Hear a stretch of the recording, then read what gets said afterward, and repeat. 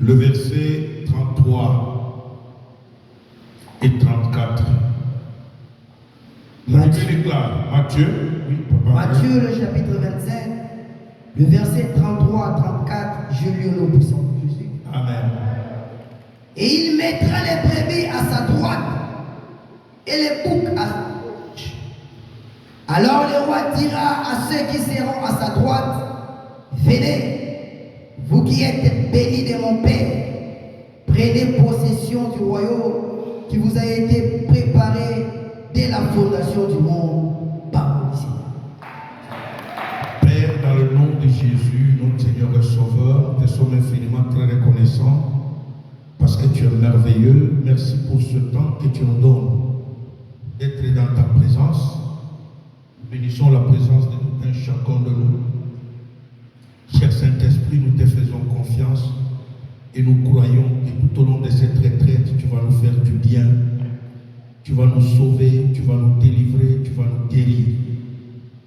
Béni sois-tu notre Dieu, car quand tu réunis ton peuple, c'est pour un but bien précis. Et le but n'est autre que le salut de notre âme. Laisse que cette parole rencontre les préoccupations de quelqu'un tout au long de cette retraite. Dans le nom de Jésus, nous te prions et ensemble nous te disons Amen. Amen. On acclame le Seigneur très très fort. Veuillez vous asseoir. Nous rendons gloire au Seigneur qui permet que nous puissions être là ce matin pour cette retraite générale. Cet appel solennel que le Seigneur nous a lancé pendant ce jour de 14 jours. Et nous rendons gloire au Seigneur pour ce programme qui nous amène jusqu'à la traversée. Bien-aimés, c'est le moment le plus mémorable de l'année que Dieu nous donne. Que nous puissions récupérer tout ce que nous avons perdu, tout ce que nous n'avons pas pu depuis le début de l'année. Nous disons merci à Dieu pour son serviteur qui a permis de nous programmer afin de prendre la parole tout au long de cette retraite. Je dis, notre bien-aimé l'apôtre Jean-Richard Letoile. Merci à toute l'Assemblée, merci à la coordination, merci à vous qui êtes là, parce que si vous n'étiez pas là, notre présence ne serait pas nécessaire ce soir. Le thème de la retraite que nous avons tout au long de cette semaine est intitulé, c'est le verset 33, il dit, il mettra les brebis à sa droite et les boucs à sa gauche, parole du Seigneur. C'est ça le thème que nous allons développer cette nuit, demain, ainsi que la veille de samedi.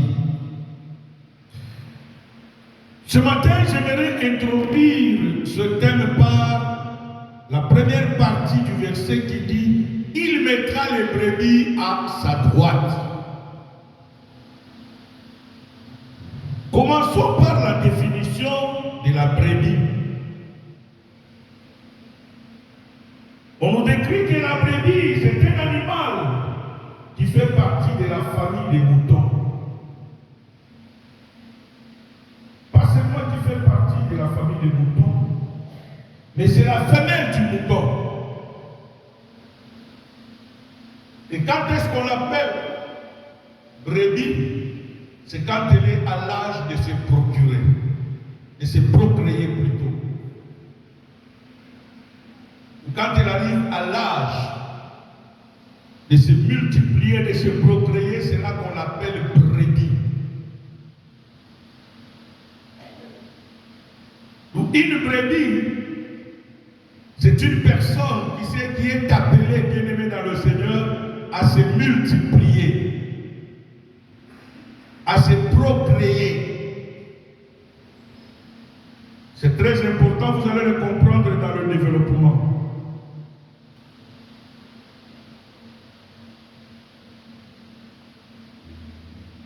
Et la brebis symbolise le fidèle qui s'en remet à l'autorité du pasteur. Symbolise le chrétien ou le croyant ou le fidèle qui se remet à l'autorité du pasteur. En d'autres termes, du berger. On ne peut pas parler de brebis quand il n'y a pas de berger.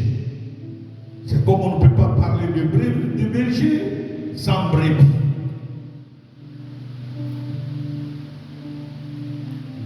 Et ce matin, je vais parler de deux choses très importantes. C'est le caractéristique de la brebis.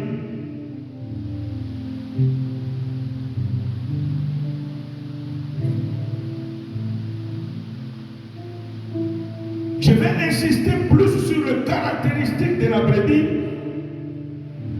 Et la deuxième partie de mon enseignement ce matin va s'atteler sur pourquoi la droite. Pourquoi la Bible dit que les brebis seront mises à la droite.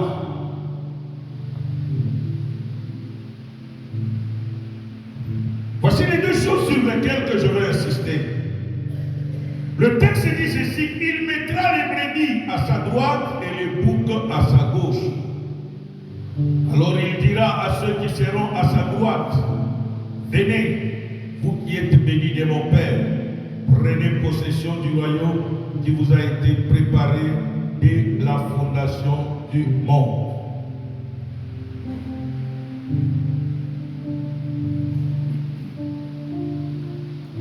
Une brebis du Seigneur, comment on doit la reconnaître? En d'autres termes, un chrétien. Parce que une brebis veut dire un chrétien que tu es, un combattant chrétien que tu es, un enfant de Dieu que tu es. D'ailleurs, la Bible va plus loin dans Actes des Apôtres et il nous dit: les premiers disciples, on les a appelés les chrétiens. Pourquoi? Tu veux dire, ils ressemblent à Christ, à leur maître. Le combattant chrétien spirituel, ce n'est pas dans la bouche. C'est par notre comportement qu'on saura que nous sommes de véritables quoi? Combattants chrétiens.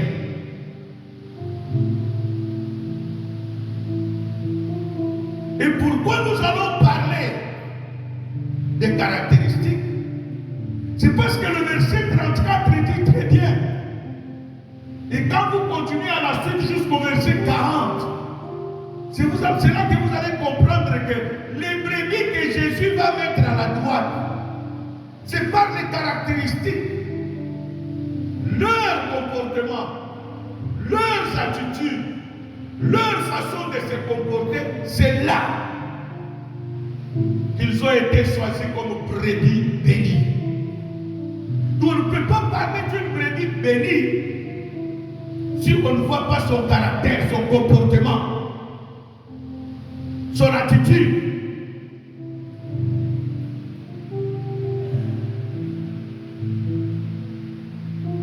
Voilà pourquoi cette retraite bien-aimée est importante.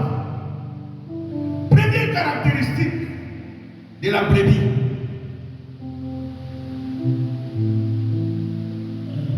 On nous dit que la brebis est très sociale.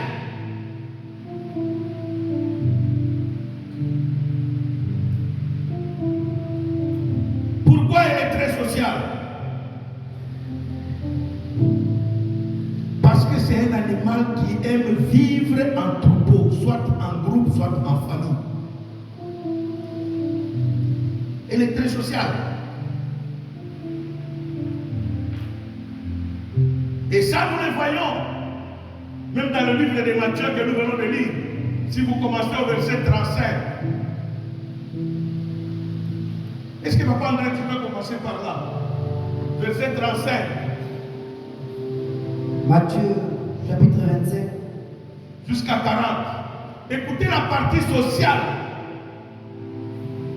que Dieu nous parle de la brebis. Verset 35-40, vous me dites ceci. Car j'ai eu faim et vous m'avez donné à manger. J'ai eu soif et vous m'avez donné à boire. J'ai été étranger et vous m'avez recueilli. J'étais nu et vous m'avez vêtu. J'étais malade et vous m'avez rendu visite. J'étais en prison et vous êtes venus vers moi. Le juste lui répondra, Seigneur. Jusqu'au verset 40. Verset 37 ici. Les justes lui répondront, Seigneur, quand avons-nous vu? Quand avons-nous vu avoir faim? Et t'avons-nous donné à manger? Ou avoir soif? Et t'avons-nous donné à boire? Verset 38. Quand avons-nous vu? Étranger. Et t'avons-nous recueilli? Ou Nu. Et t'avons-nous vêtu? Verset 39. Quand t'avons-nous vu malade? Ou en prison. Sommes-nous allés vers toi? Vers toi, le verset 40. Et le roi leur répondra, je vous l'ai dit en vérité, toutes les fois que vous avez fait ces choses à l'un de ces plus petits et de mes frères, c'est à moi que vous les avez faites, parole du Seigneur. Alléluia. Ici, c'est la partie sociale de cet animal qu'on appelle brebis. Et voilà pourquoi même dans les actes des apôtres, vous allez voir que le Seigneur nous recommande la communion fraternelle.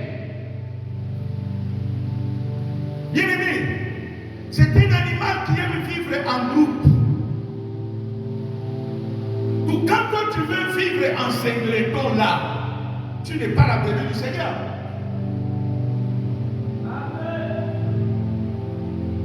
Quand toi tu veux vivre en individualité, tu n'es pas la brebis du Seigneur. Et quand nous partons dans les actes des apôtres bien-aimés, vous allez vous convenir avec moi qu'à chaque fois que la Bible disait tous d'un commun accord, il y avait un miracle qui se produisait. Donc voilà l'aspect, l'une des caractéristiques de la brebis du Seigneur. C'est ainsi que la séparation est biblique, mais la division n'est pas biblique. Parce que dans la division, il y a la haine. Mais dans la séparation, il n'y a pas la haine. On peut être séparés suite à une divergence. Nous ne sommes pas d'accord à un point. Il n'est pas dit que parce que nous ne sommes pas d'accord à ce point-là, nous sommes des ennemis. Non. Nous voyons l'image d'Abraham avec l'autre. Les brebis étaient considérables. Mais ils se sont séparés, mais ils n'étaient pas ennemis. Qui a sauvé l'autre de Sodome et Gomorrhe? C'était Abraham. Pourquoi? À cause de la partie sociale, l'amour fraternel. Deutéronome chapitre 10, verset 12. Et Luc chapitre 10, verset 27. On nous lit les deux textes vite. Deutéronome chapitre 10, verset 12. Deutéronome le chapitre 10, le verset 12, je lis au nom de Jésus. Maintenant Israël, Dieu demande de toi l'Éternel ton Dieu, si ce n'est que tu crains l'Éternel ton Dieu, afin de marcher dans toutes ses voies. Afin de marcher dans toutes ses voies, d'aimer et de servir l'Éternel ton Dieu, de tout ton cœur et de toute ton âme, parole du Seigneur. D'aimer et de servir l'Éternel Dieu. Et quand nous partons dans Luc chapitre 10, verset 27, lis-nous là aussi. Voici les choses qui doivent nous caractériser, bien-aimés. Savoir vivre en famille, en groupe. Savoir vivre en groupe veut dire nous accepter mutuellement. Savoir vivre en groupe veut dire nous accepter mutuellement. Nous supporter les uns les autres. Luc 10, 27.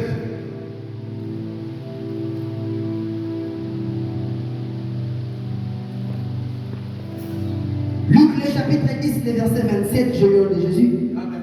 Il répondit, tu aimeras le Seigneur ton Dieu de tout ton cœur, de toute ton âme, de toute ta force et de toute ta pensée, et ton prochain comme toi-même, parole du Seigneur. Ça, c'est un problème au milieu de nous, combattants. Bien aimé, comment voudrons-nous que Dieu envoie les nouveaux si d'abord nous qui sommes là, nous ne nous acceptons pas? Nous qui sommes là, nous ne nous aimons pas. Nous ne nous supportons pas. Or, on nous dit que la brebis, c'est un animal social. Elle aime vivre en famille.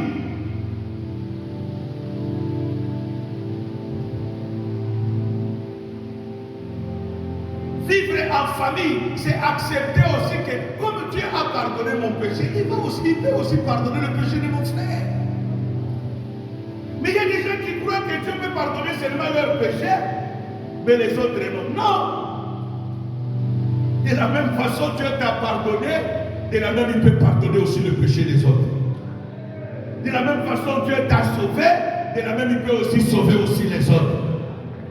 Nous sommes appelés bien-aimés. Si nous voulons voir la gloire de Dieu en cette fin d'année, acceptons-nous mutuellement. Supportons-nous. Soutenons-nous. Mais ce qui est grave, c'est quoi? Tu vas trouver un soi-disant combattant spirituel du ministère chrétien du combat spirituel en train de critiquer son frère ou sa soeur. C'est quelqu'un qui n'est même pas du ministère. Ça devient grave. Il ne veut pas accepter l'autre. C'est comme si que Dieu a fini seulement à sauver par lui. Bien aimé, tu te trompes. Dieu a encore d'autres brebis qui sont de cette bergerie. Dites amen le plus fort. De la même façon, Dieu t'a accepté toi. Accepte aussi que Dieu peut accepter une autre personne. De la même façon que tu acceptes que Dieu t'a pardonné toi, accepte aussi que Dieu peut pardonner aussi une autre personne, quel que soit son péché. Parce que la brebis, c'était un animal paisible et social. c'est un animal paisible. Et aimer la paix. Et ça, c'est le caractéristique d'un véritable combattant. Si vous le regardez même dans notre logo, c'est marqué ministère chrétien du combat spirituel pour la paix avec Dieu et entre les hommes. Pour la paix avec Dieu et entre qui? Mais si toi tu n'es pas en paix avec ton frère, avec ta soeur, comment seras-tu un véritable chrétien? Comment? Ici, nous ne sommes pas venus pour condamner quelqu'un, mais nous sommes venus pour chacun de nous doit chercher quoi? Sa propre délivrance. Qui veut dire ta paix avec Dieu. Voilà pourquoi même la Bible le dit, hein, s'il est possible, et si cela dépend de vous, soyez quoi? En paix avec tous. Ça dépend de toi et moi. Voilà pourquoi tu dois chercher la paix avec ta soeur. Tu dois chercher la paix avec ton frère. Matthieu chapitre 5 verset 9. Hébreux chapitre 12 verset 14. Romains 12 verset 18. Parole du Seigneur. On nous lit ça vite vite. Matthieu chapitre 5, le verset 9. Je lis le nom de Jésus. Amen. Heureux ceux qui procurent la paix. Heureux ceux qui procurent la paix. Car ils seront appelés fils de Dieu par le Seigneur. Alléluia. Toi qui cherches la paix avec tes frères, avec tes soeurs, ne soyons pas les semeurs de troubles. Ne soyons pas les semeurs de division. Mais cherchons la paix au milieu de nous bien-aimés. Nous serons appelés fils de Dieu.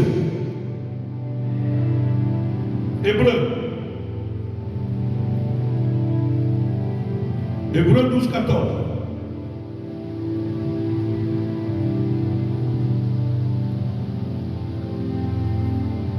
Hébreux chapitre 12, 14, je lis le nom de Jésus. Recherchez la paix avec tous et la sanctification, sans laquelle personne ne verra le Seigneur par le Seigneur. Bien-aimé, le verset 34 de Matthieu 25 dit, il dira aux brebis, venez vous qui êtes bénis du Seigneur, entrez en possession de votre héritage. La finalité de notre combat, c'est le royaume de Dieu. Dites Amen. C'est quoi? Et la Bible dit, recherchez la paix avec tous et la sanctification sans laquelle personne ne verra quoi? Remets-toi en tête, toi qui cherches le trouble là, est-ce que tu verras le Seigneur? C'est pas Kabé qui le dit, c'est la Bible. Une prédit du Seigneur, c'est celle qui cherche la paix. Et nous l'avons vu, même dans notre leçon de triangle de paix. On nous a dit, vaut mieux créer plus de triangles de paix et de ne pas en avoir. Parce que plus tu as la paix autour de toi, plus la bénédiction arrive. Il y a des délivrances qui viendront dans ta vie le jour où tu vas commencer à chercher la paix avec tes soeurs, avec tes frères.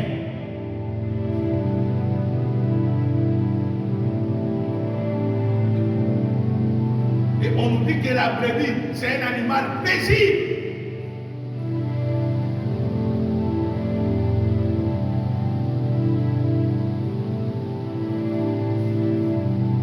Pas d'agressivité en elle. Pas de méchanceté.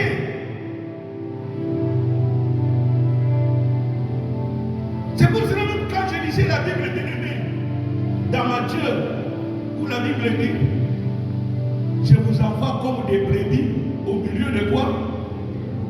Des loups. Or, c'est un animal paisible qui ne cherche pas de problèmes, qui ne crée pas de problèmes autour de lui. Un animal très paisible, mais on la voit au milieu de qui? Or, loup, c'est un animal sauvage et carnivore.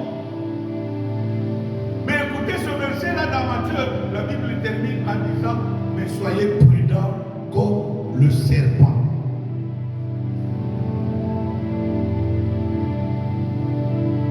Un animal paisible, mais Dieu l'envoie vivre au milieu des animaux sauvages. Quelle grâce!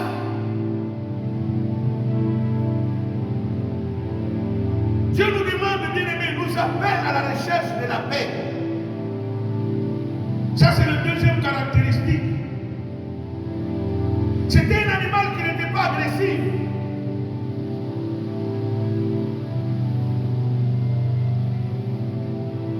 Bien-aimés, par manque de maîtrise de soi, beaucoup de gens sont allés à côté de leur.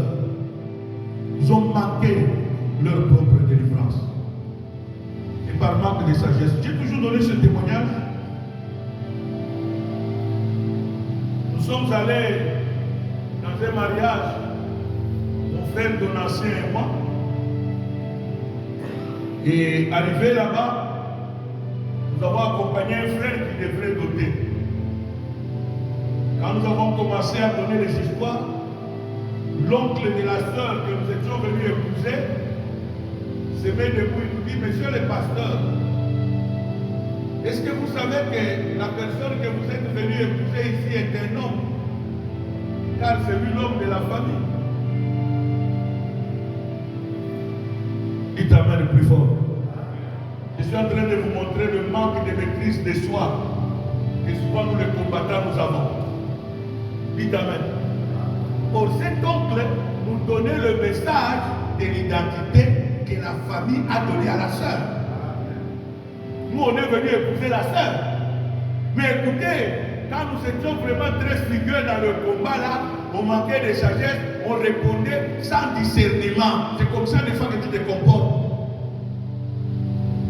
Jamais! Celui que nous sommes venus épouser, ce n'est pas un homme, c'est une femme. Au nom de Jésus, ça s'est fait. Quel au nom de Jésus ça s'est fait? On vous donne un message, vous vous dites au nom de Jésus quoi? Les conséquences c'était quoi? Le frère était frère et pendant qu'ils étaient à l'hôtel pendant la nuit des noces. 3 jours après, quand la nuit des noces est finie, le frère n'était plus frère. Est-ce que vous me comprenez? La sœur a tout fait pour exciter le frère zéro. Pourquoi? L'oncle avait dit quoi? C'est lui que vous êtes venu quoi? Épouser et quoi? Est-ce qu'un homme normal peut être viril devant un autre homme? À moins que tu sois des fois. Le frère ne pouvait plus s'élever. Est-ce que vous comprenez le manque de sagesse? Des fois tu entends quelque chose, au nom de Jésus sans effet. Non! Au lieu de crier sans effet au nom de Jésus, aie d'abord la sagesse, le discernement de comprendre. Qu'est-ce qu'on te donne comme message? C'est un message qu'on donne des fois qu'on te donne. Raison pour laquelle l'agressivité dans les paroles a fait que beaucoup de gens ont manqué leur propre quoi? Délivrance. Parce qu'ils étaient pressés à répondre. Non. Un homme de paix, il se calme d'abord, se maîtrise, il réfléchit sur ce qu'on lui dit avant de donner la réponse. Troisième caractéristique.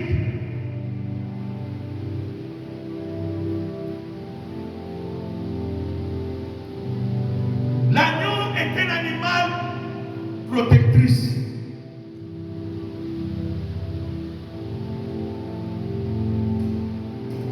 C'était une mère attentive devant ses agneaux. la brebis.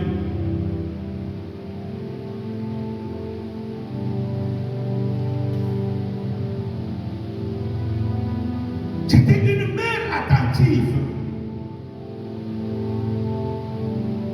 protectrice.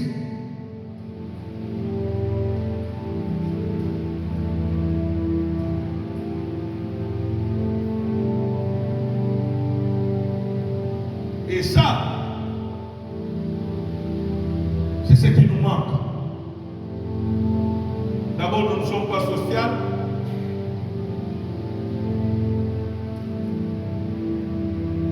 De deux, nous n'aimons pas la paix, nous aimons la division.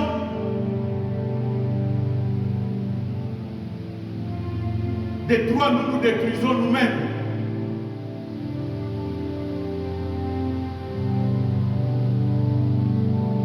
Or, quand vous lisez dans le comportement, dans le caractéristique d'une brebis,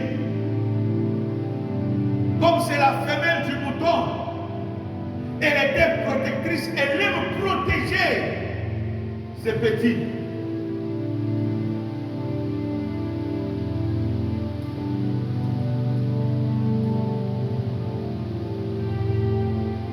Un Corinthiens, chapitre 13, verset 7, 1 à 7. Il dit, même si je parlerais les langues des anges, si je n'ai pas d'amour, je suis comme un cymbale retentissant. Il dit, l'amour supporte, la charité supporte. L'amour protège. Protéger ne veut pas dire encourager, non.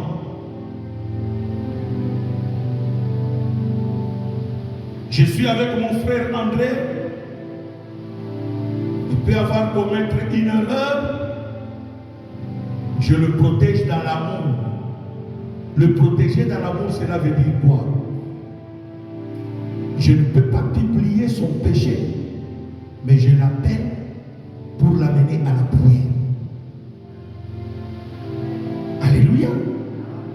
Je l'appelle pour l'amener à la délivrance. Mais je ne viendrai pas ici. Est-ce que vous savez ce qu'André a fait? Non. Vous n'avez pas besoin de ça. Moi, je vais venir, je vais chercher par tous les moyens. Comment gagner mon frère, le ramener à Christ. S'il avait commis une erreur, qu'il accepte, qu'il se repente devant Dieu, qu'il rétablit d'abord sa relation avec Dieu.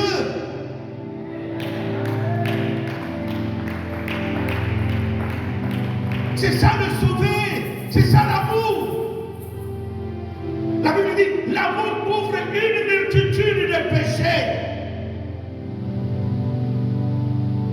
C'est pas dit que je l'encourage, non. Je cherche à l'aider comment quitter cette étape-là de péché. Si je ne sais pas lui parler, j'ai une deuxième façon de lui parler. C'est par les genoux par terre. Chaque jour, Seigneur, sauve mon frère André. Sauve papa André. Sauve-le, Seigneur. C'est mon frère. Voici telle faiblesse que je découvre en lui. Ma prière à moi va faire que Dieu va le sauver. Si je ne peux pas lui parler, mais au moins je peux prier pour lui.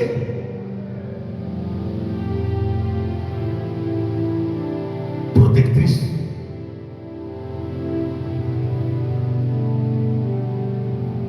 Dernière caractéristique.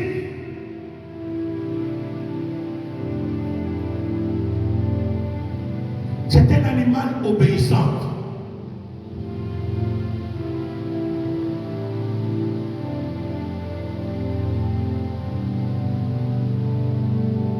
Obéissante à qui? À son maître.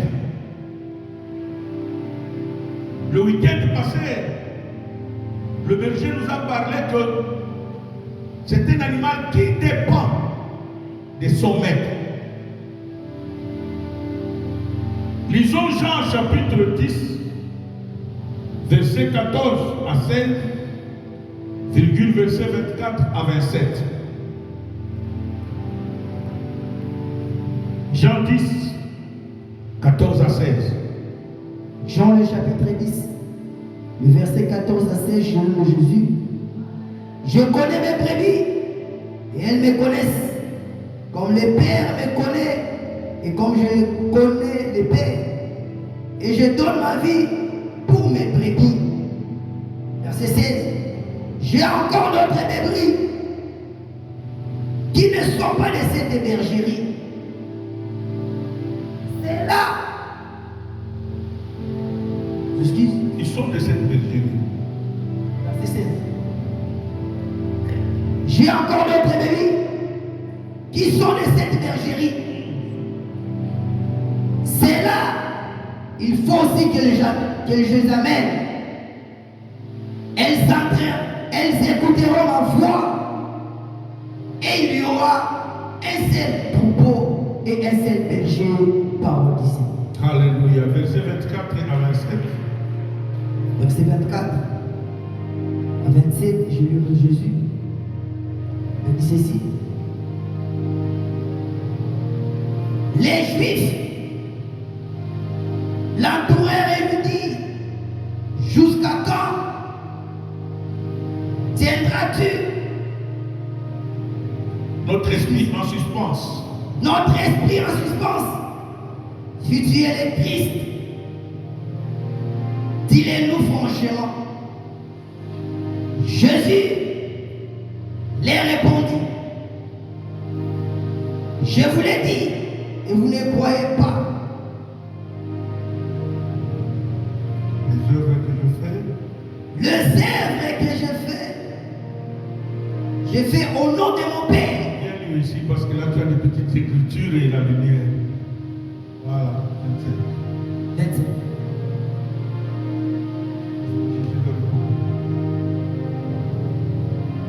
Jésus leur répondit, je vous l'ai dit, et vous ne croyez pas. Les œuvres que je fais au nom de mon Père rendent témoignage de moi.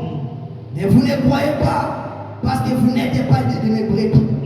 Mes brebis attendent ma voix. Je les connais et elles me suivent. Parole du Seigneur. Parole du Seigneur.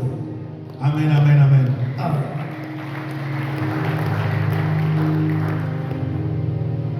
Les brebis obéissent à leur maître, qui est le berger. Et là, c'est un problème. J'ai l'habitude de le dire, bien aimé dans le Seigneur, dans notre monde francophone.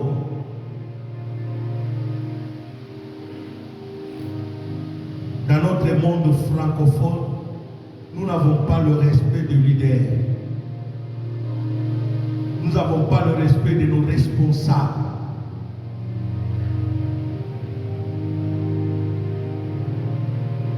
Et c'est ce qui fait que Dieu n'agit plus dans nos milieux.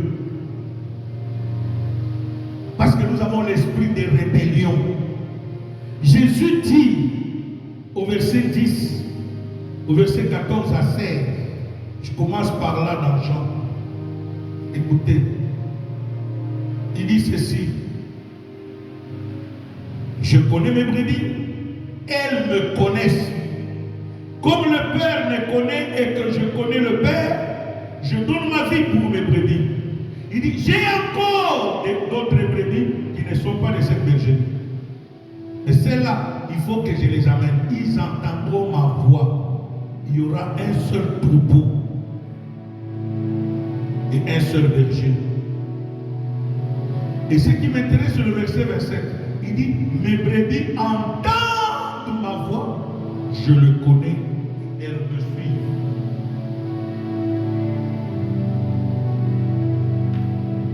Bien-aimés, je vais vous dire quelques vérités ici, fondamentales, dans la marche avec le Seigneur.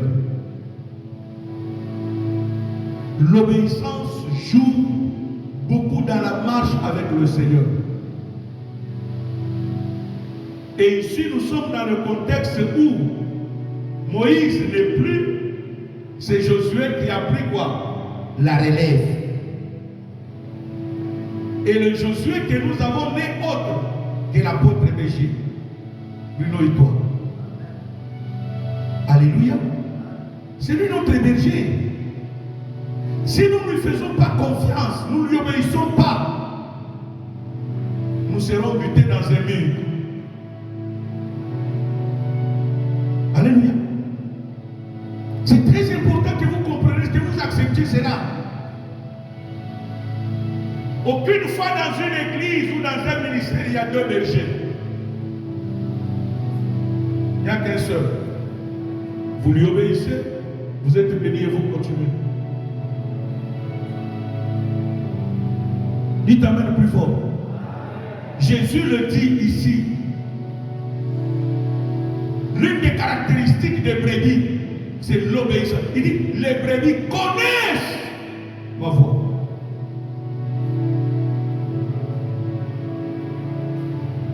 Et le mal dans la francophonie, comme je l'ai dit tantôt, que je l'ai toujours dit, j'ai l'habitude de le dire, de le répéter, parce que nous les vivons, qui voyagent à travers le monde, nous le voyons dans les milieux francophones, mais c'est différent avec dans les milieux anglophones.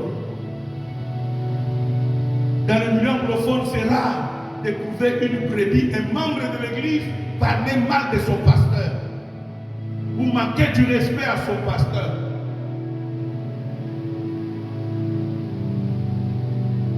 Jamais. Mais dans le milieu francophone, c'est là qu'il y a le désordre. Bien-aimé, laisse-moi vous dire une vérité. Lisez Josué chapitre 12 et chapitre 14. Comment Caleb a hérité son héritage. Or, Caleb était l'ami, était le collègue de Josué. Mais vu que Josué était élevé, en remplaçant qui? Moïse, Caleb n'a pas considéré Josué comme son ami, mais il a considéré Josué comme son leader, comme son pasteur. C'est ce qui a fait quand vous voyez Caleb aller voir Josué pour lui dire que cette montagne d'Hébron, Dieu a parlé par son serviteur Moïse. Donne-moi cette montagne, c'est mon héritage. Quand Caleb parle à Josué, il lui parle pas comme à son ami, mais il lui parle comme à son berger, avec respect et révérence. C'est ce qui a poussé à Josué à lui donner. Si Caleb parlait avec impolitesse devant Josué, Josué n'allait pas lui donner. Parce que Dieu avait donné l'héritage à Josué en remplaçant de Caleb. Et laisse-moi vous le dire, bien-aimés, si vous ne comprenez pas cela, vous allez souffrir dans ce ministère. Dites amen. Et vous ne serez pas bénis. Papa et maman, là, ils ne sont plus. Mais Dieu a suscité notre frère comme notre berger. Nous lui devons du respect. Nous lui devons la révérence et l'écoute et l'obéissance. Mes brebis connaissent ma voix. Ils seront un seul troupeau. Nous ne serons pas deux troupeaux ici. Un seul troupeau.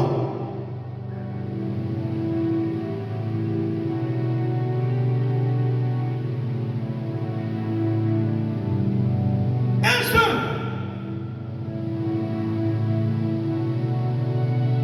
Il dit, mes brebis connaissent.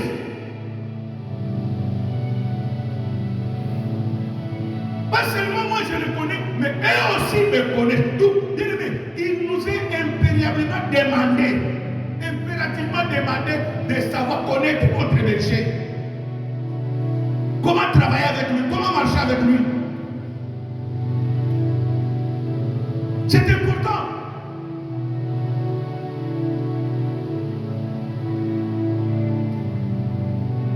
Alléluia. C'est important.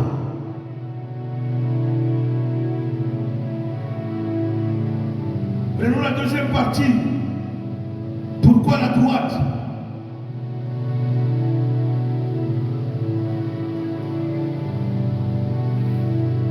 Dieu dit il prendra les brebis, il les mettra à sa droite. La droite, c'est la place privilégiée à ceux-là qui sont des véritables brebis du Seigneur. Vous savez, dans une maison, il y a pas mal des ustensiles qui sont là. Mais il y en a d'autres. Ce sont des des ustensiles d'honneur réservés pas à tout le monde.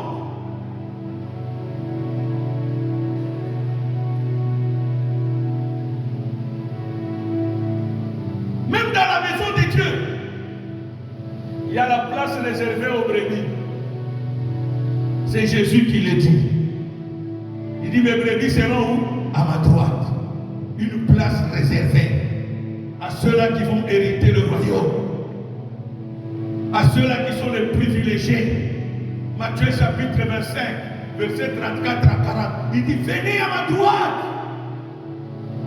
Bien, mais c'est la place réservée pas à tout le monde. Voilà pourquoi tu dois te battre dans cette retraite à être véritablement une brebis du Seigneur. Pour que Dieu te réserve une place spéciale. Et la Bible dit, Jésus lui-même est à la droite de qui? Même dans le royaume de Dieu, Dieu a mis Jésus quoi? À sa droite. Pour que toi et moi, nous soyons là où notre Seigneur et Sauveur est. S'il est à la droite, toi et moi, si nous combattons très bien, nous serons à sa droite. La place réservée par tout le monde.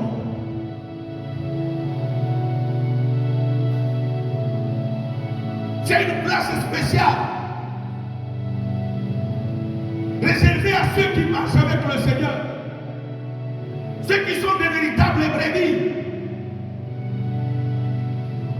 Dieu leur réserve des surprises agréables. Ce n'est pas le nombre de jeunes, ou de délivrances, ou de formations. Non. Ce sont ceux-là qui marchent dans la crainte de Dieu. Ceux qui sont des véritables brebis du Seigneur. Qui acceptent de s'humilier. Qui acceptent d'être paisibles. Qui recherchent la paix. Qui sont sociales dans la fraction, dans la communion fraternelle. Qui se supportent mutuellement. Qui acceptent aussi les autres. C'est pas pour rien que Jésus a dit, hein, j'ai encore d'autres brebis qui ne sont pas dans cette bergerie, mais qui sont de cette bergerie. Alléluia. Il dit, ils entendront ma voix, ils feront quoi? Ils viendront.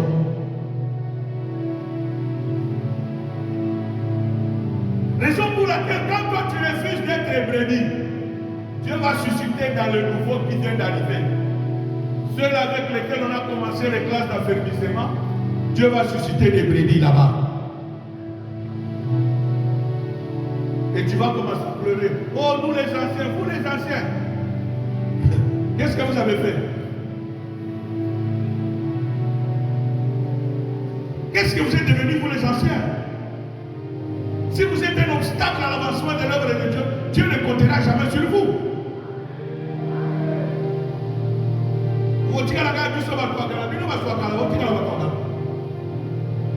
Alléluia. La droite, c'est une place réservée et privilégiée de Dieu. C'est une place auquel Dieu a réservé, pas à tout le monde, mais à ceux-là qui sont des brebis, qui sont obéissants, qui ne sont pas des hypocrites, mais qui sont des véritables enfants de Dieu.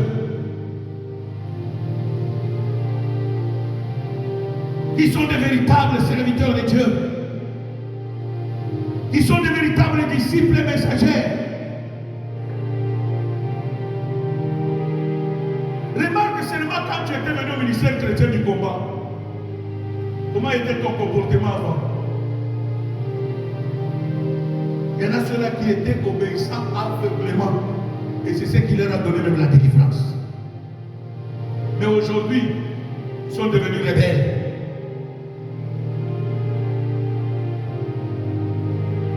Alléluia. Et ce matin, nous voulons que tu sois une véritable brebis du Seigneur. Cette retraite, Dieu veut que tu sois une véritable brebis du Seigneur. Cette brebis appelée à s'asseoir à la droite du Seigneur. cette brebis appelée à s'asseoir à la droite. Il dit, parce que j'étais nu, vous m'avez vêtu. J'étais en prison, vous étiez venu me voir. Il dit, le si longtemps que vous faites cela à l'un de ces plus petits enfants de mes frères, c'est à moi que vous le faites. C'est à Jésus. Quand tu supportes les autres, tu soutiens les autres, tu acceptes les autres. C'est à Jésus que tu fais cela.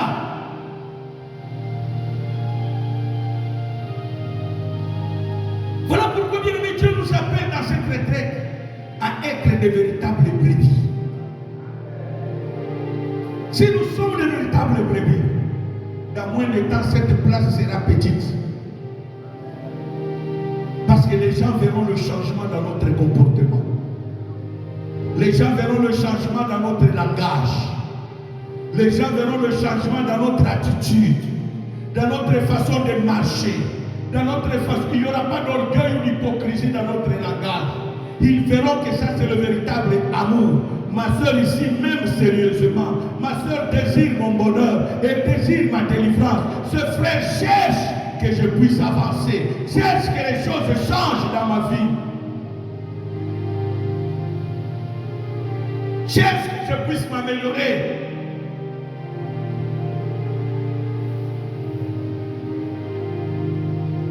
Et cela va attirer les gens au milieu de vous. Vous savez ce qui a attiré hier les gens au ministère chrétien, c'était le témoignage. Et le changement radical qui s'opérait au milieu de vous. Quand les gens écoutaient la parole de Dieu, je me rappelle à cette époque, nous étions au parc. C'était du tic-au-tac. Quand les gens écoutaient la parole, ils la mettaient en pratique. Et le Seigneur opérait des miracles.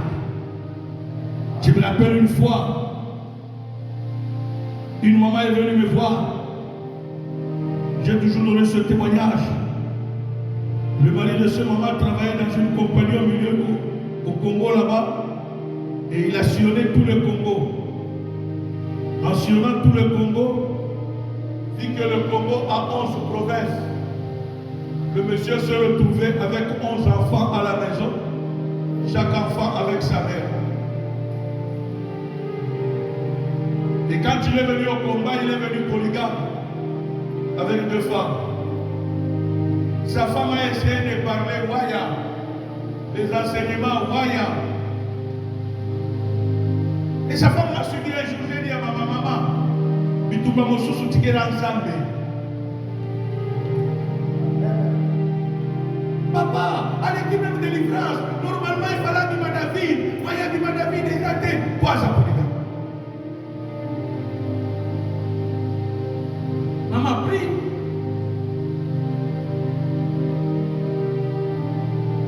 Que Dieu te donne l'amour pour cet homme, que tu pries pour lui. Et la maman commence à prier. Et pour le mari et pour la femme. Et pour le mari et pour la femme. L'amour a commencé à naître dans son cœur envers son mari et envers cette femme.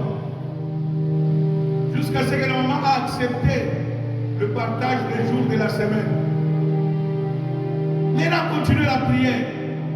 Elle priait pour cette dernière femme, deuxième femme de son mari. Et comme Dieu est fidèle, vous savez, il y a d'autres délivrances, Dieu attend d'abord notre attitude, notre comportement. Quand Dieu a vu qu'elle était honnête, elle était sincère, elle ne cherchait pas le malheur de cette femme, Dieu a créé un incident.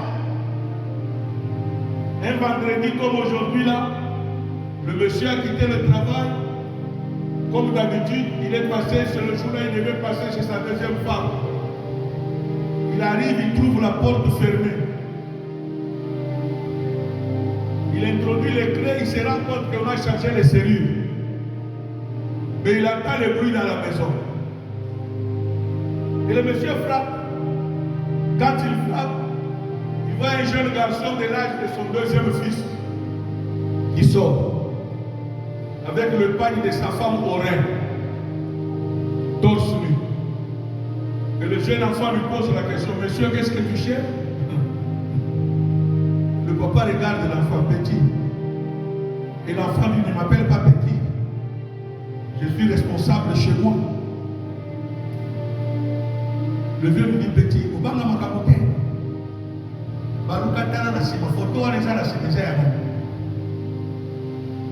Et quand le petit tourne, c'est le photo du monsieur avec ça, avec la femme. Et le petit se tourne contre le vieux. Il dit, ah bon?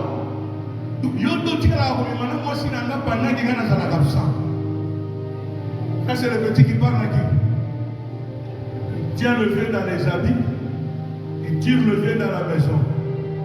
Et le vieux a eu une bonne correction de son âme. Par qui? Vieux sorti la